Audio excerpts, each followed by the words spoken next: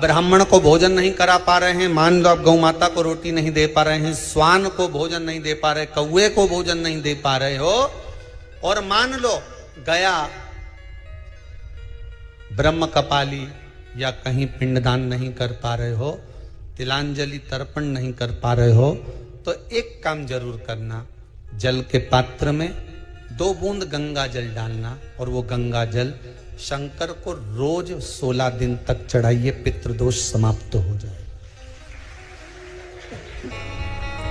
जब ज्यादा घर में पितृदोष हो ना, ऐसा लगे कि पितृदोष बहुत ज्यादा है, 1 रुपए कमा रहे हैं, 1.25 रुपए खर्च हो रहा है, हाथ में पैसा नहीं टिक रहा, दुकान 4 दिन अच्छी चल रही है, फिर व्यापार डाउन हो जाता है, कोई पैसा लेकर भग गया, नहीं दे रहा, कहीं कर्जा मात्रा बढ़ गई है, ये पितृदोष के लक्षण है कुछ। इसमें आपके घर में जो भी रुद्राक्ष पड़ा हो, जो भी रुद्राक्ष रखा हो, क्योंकि संभाल के तो आप रखते नहीं, पटक देते हो यहां में, जो भी रुद्राक्ष आपके घर में रखा हुआ, एक पानी के पात्र में उस रुद्राक्ष को डाल दीजिए, उसमें 1 चावल का दाना डाल दीजिए। महाराज, परिंदा जहां होता है, मटका, हंडा या रसोई घर में आपका जो पानी भरने का स्थान होता है, जिसको आरो वारो क्या क्या लगा के रखते हो, उसी के कहीं पास में उस कलश को रख दीजिए, ऊपर से उसको ढक दीजिए।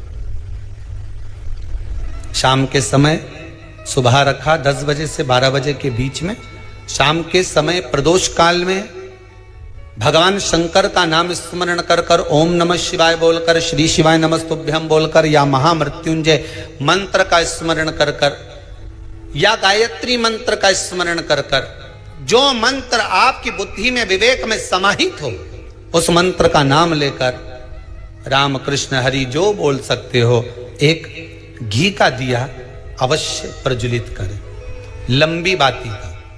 कौन सी बाती का? फूल बत्ती का नहीं, गोल बत्ती का नहीं, लंबी बाती का। बत्ती का मुख दक्षिण की ओर, कहां पर होना चाहिए? दक्षिण की ओर, ना पूरब, ना पश्चिम, ना उत्तर। बत्ती का मुख कहां हो? दक्षिण की ओर। जैसे श्राद्ध पक्ष में ब्राह्मण को जब भोजन कराते हैं तो ब्राह्मण का मुख श्राद्ध पक्ष के भोजन कराते समय अगर पूरब, पश्चिम और उत्तर का होता है तो श्राद्ध के भोजन का फल नहीं मिलता। उसका मुख दक्षिण का होता है तो हमारे घर के जितने भी पितर उस तिथि में गए होते हैं सबको उसका भाग मिल जाता है और पितृदोष समाप्त हो जाता है। इसलिए ब्राह्मण का मुख श्राद्ध पक्ष में भोजन कराते समय दक्षिण का होना चाहिए।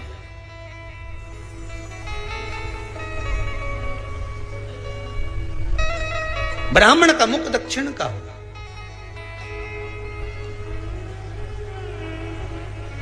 यहां तक शास्त्र कहता है महाराज, अगर गौ माता को श्राद्ध पक्ष में अगर भोजन दे रहे हो तो गाय का मुख अगर दक्षिण का है, गाय का, आपका मुख भले उत्तर का हो, गाय का मुख दक्षिण का हो, आपका मुख भले पूरा पश्चिम कहीं का, गाय का मुख अगर दक्षिण में है, अगर आपने दक्षिण में गाय को खड़ी कर रखा है और दक्षिण में उसका मुख और आप भोजन दे रहे हो तो शास्त्र कहता है कि किसी पिंड की जरूरत नहीं पड़ती, गाय स्वतः कल्याण कर देती है, गौ माता स्वतः कल्याण कर,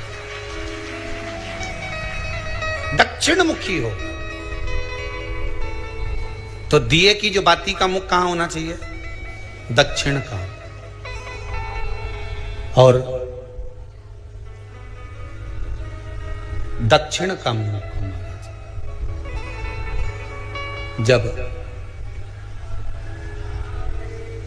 जब दक्षिण का मुख हो, दक्षिण की ओर बाती हो महाराज, तब दक्षिण की बाती जलाने के बाद में भगवान से वहीं पर प्रार्थना करें।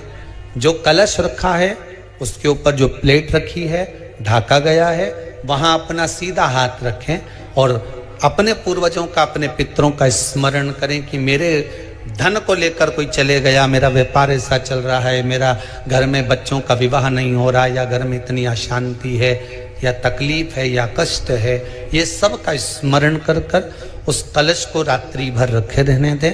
सुबह स्नान आदि करने के बाद फिर एक घी का दिया दक्षिण की ओर लगाकर सुबह 10 बजे से 12 बजे के बीच में उस जल को शिव जी को समर्पित कर जाएं और वो रुद्राक्ष लेकर वापिस सजाएं। महाराज वापिस सजाइए, उस रुद्राक्ष को अपने घर में रख दीजिए। वर्ष भर वो रुद्राक्ष आपको कभी बीमारी से नहीं घिरने देगा, कभी किसी जगह खड्डे में नहीं जाने देगा, वो उन्नति की ओर ही बढ़ाएगा। भले कोई भी रुद्राक्ष हो, 1 मुखी से लेकर 14 मुखी, 20 मुखी, 18 मुखी, जो रुद्राक्ष आपके पास में, आप तो उसका स्मरण करिए। आप उसका स्मरण करिए। आपको लगता है कहीं कहीं कि मेरे पितर मुझ पर क्रोध कर रहे हैं, आपको कभी कभी लगे कि मेरे ऊपर पितृ दोष लगा हुआ है या पितरों का श्राप लगा हुआ है, या हमारे यहाँ पर लोग अधोगति में ज़्यादा मर जाते हैं, हमारे यहाँ ये काम ज़्यादा हो जाता है, तो निवेदन है, श्राद्ध पक्ष चल रहा है, प्रयास करिएगा। एक चावल की कटोरी में, कटोरी के अंदर थोड़ा सा चावल रख लीजिए कच्चा, उस चावल की कटोरी में एक बेलपत्र, थोड़ी सी दुर्वा बांधकर पानी का मटका, परिंडा या जहां अपना रसोई घर में जल रखते हो, उस कटोरी को वहां पर 2 दिन 3 दिन तक रख दो। वैसे तो 16 दिन रखो ज्यादा अच्छा था, पर जो दिन अपने को मालूम है 2-3 दिन उसको रख दीजिए। घी का दिया लगाइए। 3 दिन के बाद में उस दुर्वा को, उस बेलपत्र को शिव बाबा को समर्पित कर दो। चावल पूरे घर में घुमाने के बाद चिड़िया को या नदी में या किसी जीव को प्रदान कर दो। महाराज पितृदोष के निवारण का सुंदर तरीका। कल आपको वो काम नहीं हो रहा है, बहुत दिनों से आप प्रयास कर रहे हो और काम अटका पड़ा हुआ है, तो प्रयास करना। जल के पात्र में थोड़ा सा शहद, गंगा जल उसमें डालकर, ये जो श्राद्ध पक्ष चल रहा है, जिस समय पर, जिस श्राद्ध पक्ष के अंतर्गत, श्राद्ध पक्ष में एक पात्र में जल लेकर उसमें थोड़ा सा शहद, गंगा जल डालकर भगवान शंकर को कुंदकेश्वर महादेव के नाम से, कौन से महादेव? कुंदकेश्वर, क्योंकि विदल और उत्पल इन दोनों असुरों ने, राक्षसों ने जब बहुत उपद्रव मचाया, अब ठीक, जब बहुत उपद्रव मचाया, तब माता जगतजननी के कहने पर कुंदुक का प्रहार कर कर इन दोनों राक्षसों का संहार करा था। तो शिवजी का नाम कुंदकेश्वर पड़ गया था। क्या नाम पड़ा था? कुंदकेश्वर। कहते हैं बहुत बांधाओं में जब व्यक्ति पड़ जाता है, बहुत बांधाओं में जब व्यक्ति चला जाता है, कुछ ना कुछ समस्याओं में जब व्यक्ति फंसा रहता है, पड़ा रहता है, तो कुंदकेश्वर महादेव का स्मरण करना चाहिए। एक प्रयास और करना, छोटा सा प्रैक्टिकल करने में क्या जाता है। दुकान पर ग्राहक नहीं आ रहे ना, आधा घंटा हो गया, कोई ग्राहक नजर नहीं आया, फालतू बैठे हो ना दुकान पर, जब ग्राहक नहीं आता तो फ्री हो, तो एक काम करो, कोई भी जरा सा हाथ में पानी लेकर कुंदकेश्वर महादेव के नाम से 51 बार, 21 बार बोलकर, 11 बार बोलकर वो पानी को दरवाजे पे छींट दो। आधा घंटा, ज्यादा से ज्यादा 20 मिनट, आधा घंटा 30 मिनट नहीं लगेंगे और ग्राहक प्रवेश करना प्रारंभ करें। प्रैक्टिकल करने में क्या जाए। अब ई में कहीं घटा तुम्हारा कि पानी घट गया, कि बोलने से, कुंदकेश्वर महादेव का नाम लेने से जीवान घट गई, कुछ घटा? फायदा तो तुम्हारा ही हुआ। कुंदकेश्वर का नाम, कोई काम अटक रहा है, शहद जल के पात्र में डालिए और थोड़ा सा गंगा जल डालकर इसी श्राद्ध पक्ष में किसी भी दिन जब तुम्हारा मन पड़े तब शंकर जी को समर्पित कर करो। और साथ में एक लोटा पानी, एक कलश जल का अलग से लेकर जाओ। जब शहद का जल शंकर जी को समर्पित कर दो, उसके बाद सादा जल शंकर जी को अवश्य समर्पित करके। शहद का जल बांधाओं को हर लेता है, बांधा को हरता है। हम तो कई बार बच्चों से कहते हैं, अगर कोई बच्चा कंपटीशन एग्जाम में बैठ रहा है, इंटरव्यू दे रहा है या कोई एग्जाम में नहीं निकल रहा है, तो प्रयास करना बेलपत्री का जो बीच वाला पत्ता होता है, इस पत्ते पर शहद लगाकर हथेली में रखकर अंगूठे से इसको इस तरह से दबाकर शिव जी के कुंदकेश्वर महादेव का नाम लेकर अपनी मनोकामना कर कर शंकर भगवान का जो शिवलिंग है, उस शिवलिंग पर इस बेलपत्री के पत्ते को चिपकाकर आ जा और एग्जाम देने जा। बाबा निपटे का सब काम कर। जिस बालक बालिका का जॉब नहीं लग रहा हो, सर्विस नहीं लग रही हो, नौकरी नहीं लग रही हो, जगह जगह पहले करते थे जॉब, अब छूट गई, 2 साल हो गए, 3 साल हो गए, सर्विस नहीं लग रही हो, बहुत प्रयास कर लिया हो, बहुत प्रयास, तो महाराज काली तिल्ली को पीस कर उसको जल के पात्र में डालकर अपने घर के मटका परिंडा, पितरों का जो स्थान होता है, जलाशय होता है, उसके पास में एक पात्र में रख दीजिए। बेलपत्री या बट का पेड़ या पीपल का पेड़, इस वृक्ष के नीचे एक रात्रि तक रखे रहने के बाद में दूसरे दिन अपनी कामना करकर, जिनका जॉब नहीं लग रहा, सर्विस नहीं लग रही, नौकरी नहीं लग रही या कहीं उलझने उत्पन्न हो रही है, उस व्यक्ति को हाथ में ले जाकर उस पात्र का जल, 3 वृक्ष पितरों के तुल्य हैं। कल की कथा में कहा था, पहला बेलपत्री का, दूसरा पीपल का, तीसरा बड का, ये 3 पितरों के तुल्य हैं। इन 3 में से किसी भी वृक्ष के नीचे उस काली तिल के जल को समर्पित कर दीजिए। महाराज बाबा चाहेगा, भोलेनाथ जी चाहेगा तो 3 महीने में कहीं ना कहीं योग बना ही देगा, ये पक्का। बाबा पर विश्वास रखो, शंकर भगवान पर भरोसा विश्वास रखकर आप कार्य करेंगे, क्यों ना हो।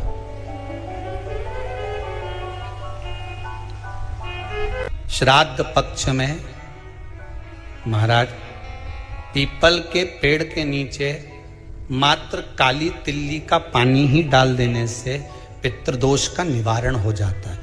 किसी लड़के की लड़की की विवाह शादी नहीं हो रहा हो, मंगल विवाह नहीं हो रहा हो, पानी के लोटे में थोड़ा सा काला तिल डालकर श्राद्ध पक्ष में पीपल के पेड़ के नीचे चढ़वा दीजिए।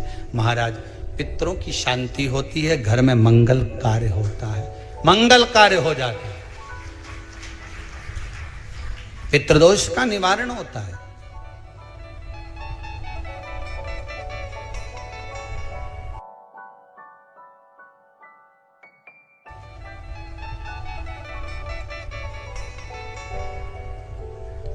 बहुत रोग घिर गया, ऐसा लग रहा है कि बहुत बड़ी बीमारी शरीर में आ गई है, वो मिट नहीं रही, बीमारी बहुत बड़ी है, नहीं जा रही।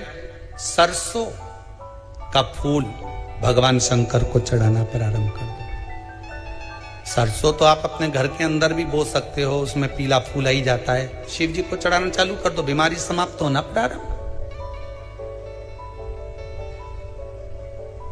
शिव को समर्पित किया गया एक एक भाग,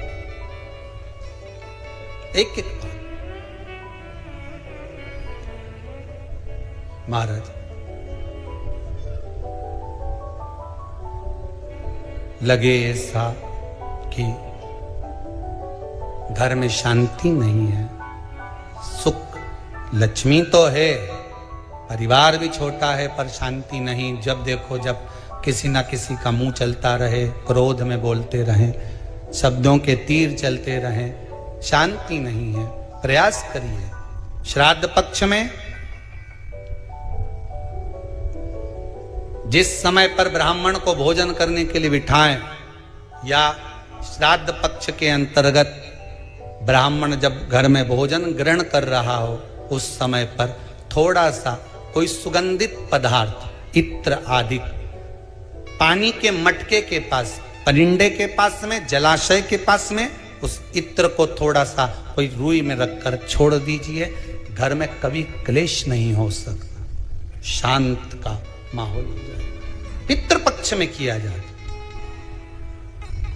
पितृपक्ष। और एक बात और अच्छे से ध्यान रखिएगा, आप ब्राह्मण को भोजन कराएं ना कराएं, आपने धूप छोड़ी ना छोड़ी वो पता नहीं, गाय को रोटी दी ना दी, स्वान को भोजन दिया ना दिया, कौवे को भोजन दिया ना दिया, चलेगा। पर जिस दिन अमावस्या के दिन पितृपक्ष समाप्त हो, उस दिन प्रदोष काल में, प्रदोष के समय पर, प्रदोष काल में शाम के समय पर जाकर किसी भी नदी, तालाब, बावड़ी, कुआं, कहीं ना कहीं जो आपके पास में हो, वहां पर एक घी का दिया, बत्ती का मुंह दक्षिण की ओर कर कर अवश्य जला कर जाना। सारे पितृदोष समाप्त हो जाएगा, सारा पितृदोष समाप्त। अमावस्या के दिन किसी भी जलाशय के पास में, नदी, तालाब, बावड़ी, कुआं, जो आपके शहर में, आपके गांव में, आपके नगर में हो, वहां जाकर लगा दे। अगर नदी, तालाब, बावड़ी, कुआं नहीं है तो पीपल का वृक्ष हो या बेलपत्री का वृक्ष हो या बट का वृक्ष हो, उसके नीचे लगा दो प्रदोष काल में। पर अमावस्या के दिन लगाएं जरूर। क्यों? क्योंकि अमावस्या 16 दिन तक पितृ मृत्यु लोक में आने के बाद में भोजन ग्रहण करते हैं। अमावस्या के दिन पितृ शाम के समय प्रदोष काल में शंकर भगवान का नाम जाप कर कर नदी, तालाब, बावड़ी पर पानी पीने जाते हैं। वहां से जल का आचमन कर कर पितृ अपने लोक को चले जाते हैं प्रदोष काल के समय पर। इसलिए प्रदोष काल में जलाशय के पास में, बावड़ी, कुआं, नदी, तालाब के किनारे पर दिया लगाया जाता है दक्षिण की ओर मुख कर कर बत्ती का। तो पितृ आशीर्वाद देते हुए जाते हैं कि फलो फूलो, आगे बढ़ो, उन्नति करो, तरक्की करो। ये पितरों का आशीर्वाद रहता है, पितरों का वर रहता है। आप देंगे उसको मिलेगा, कुछ करा ना करा। फिर अमावस्या के दिन, जिस दिन पितृपक्ष समाप्त हो, उस दिन दिया दक्षिण की ओर बाती का मुख कर कर लगा। महाराज एक बात बहुत अच्छे से समझ लीजिए, जिसके घर में क्लेश होता हो, अशांति रहती हो, क्लेश रहता हो, या छोटी छोटी बात पर विवाद चालू हो जाता हो, या पति पत्नी में, परिवार में, सास बहू आदि कादिक में कहीं ना कहीं कुछ अगर विवाद रहता हो, तो शास्त्र कहता है ऐसा बेलपत्री की डंडी रहती है ना,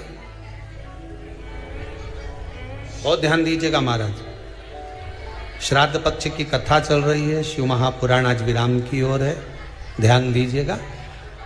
जैसे ये बेलपत्री की जो डंडी होती है, डंडी का जो भाग होता है बेलपत्री की, ऐसा बेलपत्री की 7 भाग ले लो, मतलब बेलपत्री 7 ले लीजिए। 7 बेलपत्र लेकर कच्चा जो सूत होता है ना, कच्चा सूत जो जानते हो पेड़ पौधे में माताएं लपेटती हैं, धागा जो होता है ना सफेद कलर का कच्चा धागा, जो बड़ में, पीपल में और आंवला आदि में लपेटा जाता है, कच्चा सूत, उसको शंकर भगवान और माता पार्वती का स्मरण कर कर नंदी के, जो नंदी होता है, नंदी के राइट भाग में, नंदी का एक पांव ऊंचा होता है, आपने देखा होगा आगे का पांव ऊंचा होता है, बैठते समय नंदी का एक पांव ऊंचा है, एक पांव नीचे की हो जाता है। तो नंदी का जहां पांव ऊंचा है, उस ऊंचे पांव के पास में बैठना है। कच्चे सूत पर उस बेलपत्री के जो 7 गुच्छ हैं, 7 जो बेलपत्री के भाग हैं, 7 बेलपत्री हैं, उसको अपना नाम गोत्र स्मरण कर कर उस कच्चे सूत को लपेटना है। महाराज लाल कलर का चंदन उस बेलपत्री के पत्ते में जो अग्रभाग होता है, सबसे आगे का भाग, सातों में लाल चंदन लगाना है महाराज। उस चंदन को लगाकर आप प्रदोष के दिन, प्रदोष काल में शंकर भगवान को समर्पित अगर करते हैं तो जिस घर का गोत्र बोला है उस घर में कभी क्लेश नहीं हो सकता, वो शांति का अनुभव करे, उसमें क्लेश नहीं हो सकता। एक धागा होता है पक्का धागा, एक धागा होता है कच्चा धागा। बहुत ध्यान दीजिएगा महाराज, पक्के धागे से नहीं लपेटना सफेद। कच्चा जो धागा पीपल में, बड़ में या आंवला आदि में जो हम लोग लपेटते हैं पूजन करते समय, वो कच्चा धागा। और एक बात और आपको कहने, ध्यान दीजिएगा, अगर मान लो किसी पति पत्नी का तलाक तक की नौबत हो गई और तलाक नहीं कराना है, आपस में वापिस प्रेम बढ़ जाए, छोरी वापिस घर में रहे, बेटा उसको रखे, बहू रहे, आपस में प्रेम बढ़े, वो भले मायके चली गई हो, वो भले लड़का छोड़कर चले गया हो, अकेली रह रही हो और चाहती है कि मैं पति के साथ रहना है, तलाक नहीं होना चाहिए, हम दोनों में प्रेम रहे, वो संभाले मेरे को भी और मैं भी आदर करूं, वो भी आदर करे। तो मेरा निवेदन है, कच्चा जो सूत होता है, कच्चा जो धागा होता है, नंदी के ठीक पीछे बैठकर कोई साथ में आपका परिवार का कोई व्यक्ति चले जाए और हस्तकमल को, जिसको अपने परिवार में वापिस रहना है, उस स्त्री हो या पुरुष हो, दोनों में से कोई भी नंदी के पीछे बैठकर सोमवार की जिस दिन अष्टमी पड़े उस दिन नंदी के पीछे बैठकर हाथ को ऐसा बंद करना है, हाथ में एक बेलपत्री रखना है, सीधी सीधी बंद कर कर 7 बार उस हाथ पर कच्चा सूत लपेट देना है, उस सूत को वापस निकाल लेना है। बेलपत्री के साथ, बेलपत्री के साथ में, और बेलपत्री को तो अपने पास में रखना। सबसे पहले माता पार्वती का जो हस्तकमल ऐसा होता है शिव मंदिर में, उस हस्तकमल में वो सूत जो आपके हाथ से निकला है वो उसमें डाल देना है, माँ जगत जननी से प्रार्थना कर कर, और जो बेलपत्री आपने संबंध को जोड़ने के लिए अपने हाथ में ली है वो शंकर भगवान के कटी भाग में, फिर निवेदन करूंगा कटी भाग को समझ लीजिए। ये शिवलिंग रखा है, जहां पर शंकर भगवान का शिवलिंग, माता पार्वती जी के हस्त कमल पर जो शिवलिंग रखा है, ये भाग कटी भाग कहलाता है। इस जगह पर जहां शंकर और पार्वती का मिलन हुआ है, उस जगह पर उस बेलपत्री को रख देना है। महाराज ज्यादा से ज्यादा 3-4 महीने लगते हैं, दोनों में वापिस प्रेम बढ़ जाता है, दोनों एक हो जाते हैं। तलाक तक बात चल भी रही हो तो वो तलाक समाप्त हो जाता है। प्रेम, करुणा, आसक्ति, स्नेह बढ़ जाता है। संबंध टूटने की कतार पर एक बार माता पार्वती को समर्पित तो करो अपना संबंध कि मां अब तुझे नहीं भाना। माना मैंने अपशब्द कह दिया होगा, माना मेरी गलती होगी, थोड़ी गलती उनकी भी होगी, पर दोनों की गलती है मां, अब इस संबंध को तुझे निभाना। जब कच्चा सूत माता के हाथ में रखो तब माता को विनती करना, इस संबंध की डोरी अब तेरे को दे दी। दीन बंधु दीनानाथ मेरी डोरी तेरे हाथ। अब यह डोरी मैंने तुमको दे दी है, अब यह संबंध आपको निभाना है, अब ये संबंध मेरा।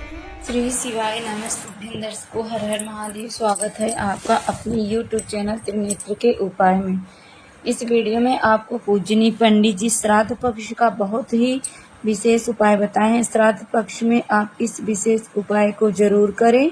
और जो भी भाई बहन चैनल पे पहली बार आए, अभी तक आपने चैनल को सब्सक्राइब नहीं किया तो त्रिनेत्र के उपाय को सब्सक्राइब करें, ताकि इस तरह की जो भी वीडियो हो पूजनीय पंडित जी के द्वारा बताए गए उपाय हम सबसे पहले आपके पास पहुंचा सके। कमेंट में श्री शिवाय नमस्तुभ्यम हर हर महादेव जरूर लिखें।